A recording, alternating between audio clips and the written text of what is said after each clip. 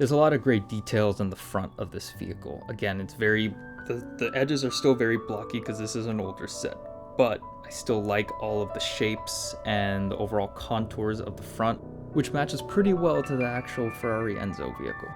We'll take a little bit of closer look at the bottom bumper, well, more intake grille, I suppose. There's not really much of a bumper here.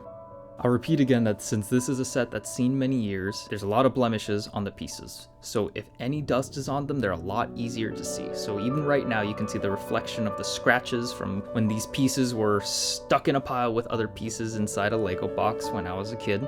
Moving on to the side fenders and then move on to the sides of the Ferrari. There's a lot of great curves and edge details here that we'll make sure to take good care of.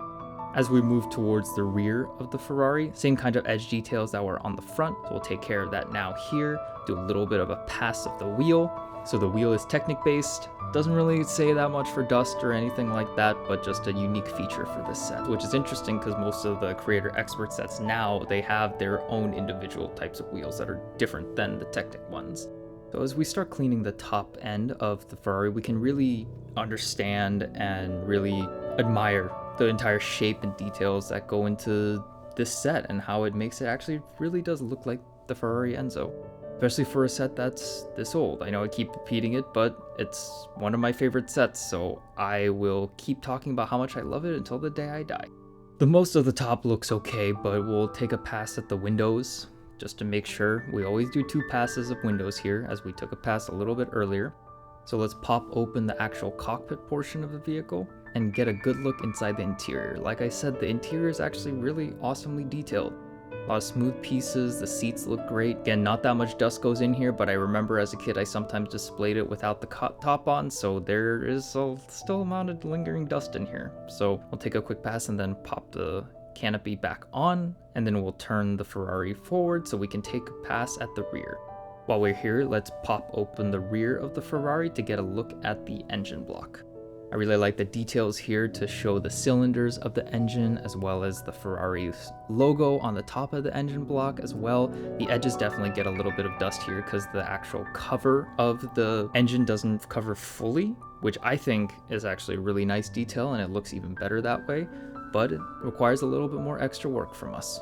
So as we take more of a pass at the actual rear of the Ferrari, we did spend some attention here when we're looking at the top of the Ferrari, but it's still helpful to do a little bit right now.